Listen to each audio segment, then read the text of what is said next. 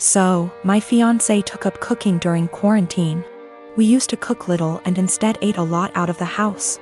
We could afford it and tended to eat healthy. Of course, we can both cook, but given our busy schedule, it was easier to eat out. Also, to be honest, I don't really like cooking and consider it a chore to be avoided.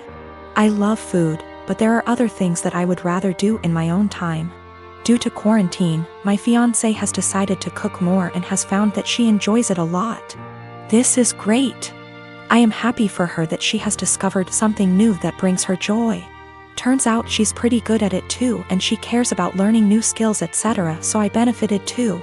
I still don't really like cooking myself, as I said, so in exchange for her putting all that effort into cooking, I help her out by paying for takeout in the evenings when she doesn't feel like cooking, and also I do everything else, wash the dishes, clean the table, etc. on the days she cooks. To the best of my knowledge, she agreed that this was an appropriate compromise, and of course, if she felt it was unfair, I would be happy to fill the gap in other ways. But she seemed to enjoy it. As her culinary experiments expanded into baking and became more complex overall, she began to involve me in cooking. I would go into the kitchen to have a drink and check it out, and she would say, "Oh, could you help me chop this while I fry this?" Or something like that. I cut carrots for her or something like that, chatted with her about food, and then went back to my business. I didn't mind it at all. But gradually I became her sous chef, especially when she wants to cook food together. Keep in mind that her culinary experiments are complex and sometimes take 2 or more hours. So my whole evening goes into these culinary endeavors, and it happens several times a week. On top of that, she tends to boss me around in the kitchen and can be a little rude. As you can probably guess, we got into a fight over this. I told her that I don't like her attitude in the kitchen when I help, and I don't like to cook in general. I would feel better helping her if she wasn't so rude to me. But honestly, I don't want to spend 8+ hours every week cooking. It's not my hobby, it's hers. If she wanted me to take part in cooking, I bought everything or cooked something simple. She was very upset. She said it was unfair, that I was enjoying the fruits of her labor but not doing my part. And that cooking took 2 hours and dishwashing / cleaning only half an hour. I told her that it was her decision to cook very complex dishes and that I would be happy if she made a simple pizza or roast. After a certain point, the sophistication of her dishes moves into hobby territory. And I resent being made to feel like a bad partner because I don't want to spend a few evenings on her hobby. We haven't really worked it out. I actually bought / cooked my own food a few times so I didn't enjoy the fruits of her labor. But that seemed to upset her even more, and our refrigerator started to fill up with more leftover food than she could eat herself. Another time I helped her but told her I had to go on video chat at 8 p.m. and she got upset when I actually stopped helping, and left even though I told her beforehand.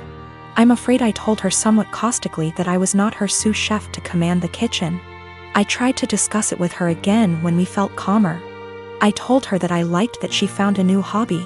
But it's her hobby and I can't help it and don't want to feel obligated to do it. She countered that it was not feminist of me to put the cooking on her and benefit from it without helping her. The feminist connection doesn't make much sense to me because neither of us used to cook much. And she decided to take up cooking herself, but of course I didn't tell her that.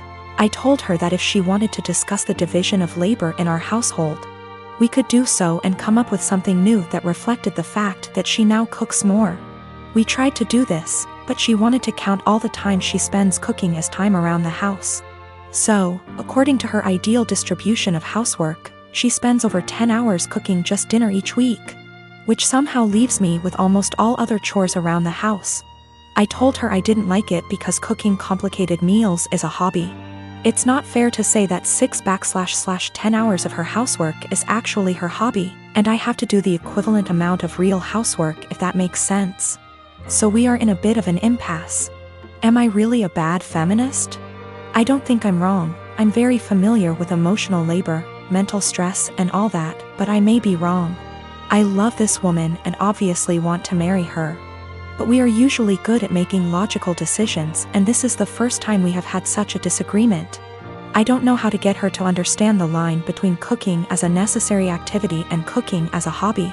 P.S. The fiancé has taken up cooking gourmet meals as a hobby. But now it becomes my responsibility to help out and do more housework that I don't think I should. I am a bridesmaid for one of my closest friends, Jackie. I've been so excited to help. I was in charge of the bridal shower, the games, decorations, menu. I left the guest list to Jackie's sister.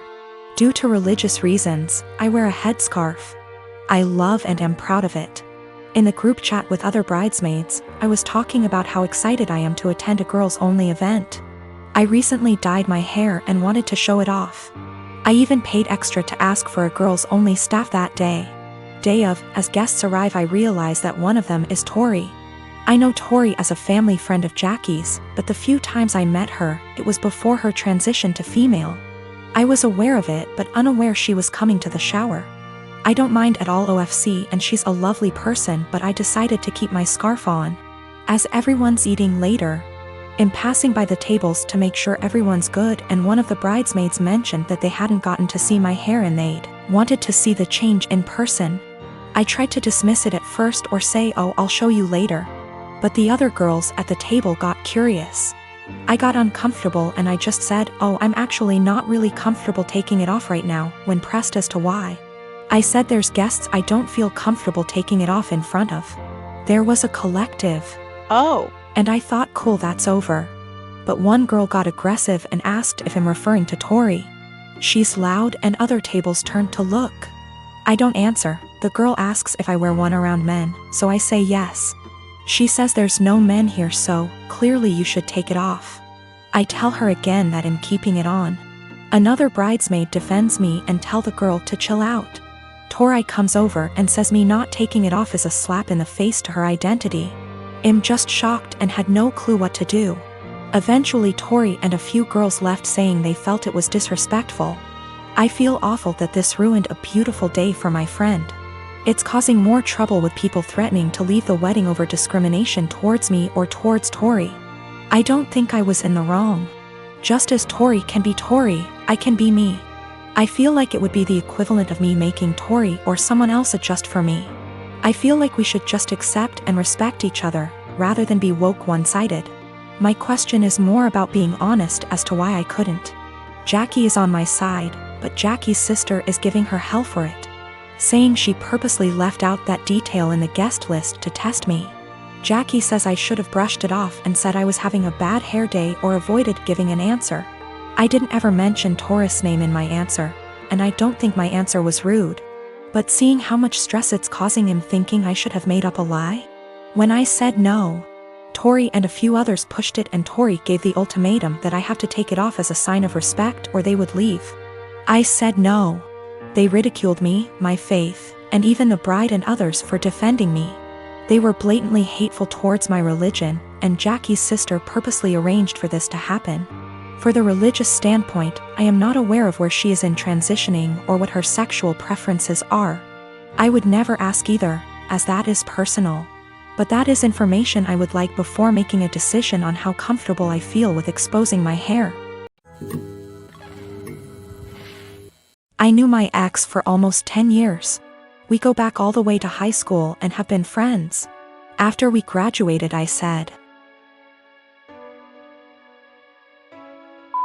it and asked her out, and we became a couple. We dated for almost 6 years before she came to me and told me she was pregnant. I won't lie, I loved her at the time and this was actually quite exciting to me, so I proposed. She, however, seemed super worried. I sat down and talked with her about it. I told her that even if she did decide to terminate the pregnancy, I would be by her side and still wanted to marry her. She was super awkward about it but decided to keep the child and accepted my proposal. These past 7 months have been a roller coaster. She moved in with me and we began getting ready for our daughter's birth, and we were planning on getting married after she is born. That was until a few weeks ago. An old acquaintance from high school reached out to me. I was never good friends with him, but he said that he felt guilty about letting an innocent man suffer for his and my ex's mistakes. This guy claimed that he was the father of my ex's child and that my ex had been lying to me. It turns out that my ex and him got reacquainted about a year ago and started having sex. Around the time my ex got pregnant, they began having unprotected sex. He is not lying about this. He sent me photos of them together and showed me texts between the two of them. I was able to get my ex's phone and confirmed they were real. Along with this, he sent me a string of Facebook messages of my ex admitting to lying to me because I make more money than the real father, and she would rather I care for it. Suffice to say, I was pissed. I confronted her, she cried, I cried, it was a mess. In the end, I broke it off then and there and evicted her from my apartment. She's in the process of moving out now, but I have not said a single word to her. I have pretty much told her that I want her out of my life. I also demanded a DNA test the minute the child is born. If it is mine, I'll help her support it. If not, then I am never seeing her again. I've been cold to her. Her and her parents has tried multiple times to work it out with me, but I've refused any contact with them. At one point she got all of her friends together to try to talk to me, and I kicked them out of the apartment with threats of calling the police. Anytime she's tried to reconcile, I've shut it down. My friends are saying I'm in wrong here. According to them, she's pregnant, and because of that I should at least be helping her till the baby is born, even if it isn't mine. I disagree fully, but I could be wrong. So, right now I'm in kinda a shitty situation. I've been treating my ex-fiancé pretty cold and demanding a paternity test for the child she's carrying. All of my friends are saying I'm being a major asshole, but I don't feel that way. Me, nurse. Working 50-ish hours a week in pediatric ICU. Cry at least once a week because that is hard. My salary pays our bills. All of them. Husband has a degree but isn't looking for a job. Works 2 days a week at the grocery store. Spends most of his time playing. Today was supposed to be a good day. I had been begging my husband to swap his Saturday shift to literally anything else so that we could have days off together. We haven't had a weekend together since our wedding 18 months ago. Today was supposed to be our first Saturday off together. We were going to go to an animal sanctuary. He starts the day by going to breakfast with his best mate, leaving before I even wake up. I wake up around 9 and realize he is not home. Call. He says he's helping his mate set up some lights and that the weather is too rainy for the animal sanctuary anyway. He gets home at 1-ish. Lies around. Plays some video games, promising we would cook dinner together tonight. Leaves again at 5 to help the same mate with something else. I go grocery shopping. I don't drive because of medical issues, but I walk there and back in the rain. I get home, realize I've left my keys inside. Call husband, knowing he's 5 minutes away. He says he will leave in a minute. I sit in the rain and the cold, southern hemisphere. 45 minutes later, I call again. He hasn't left yet. He finally agrees to come and let me in the house, so he drives up, presses the clicker to let me in the garage and leaves again. At 10, I call to see where he is. His friend answers. Says he is driving out to do something an hour away. It's 10:30.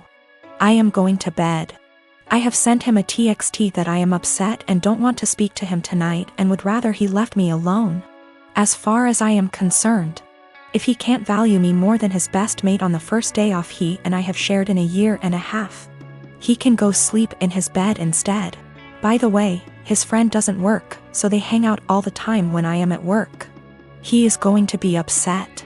And he is going to tell his mate, and his mate is going to tell him I'm being I am 26. We weren't always like this. I don't know what changed.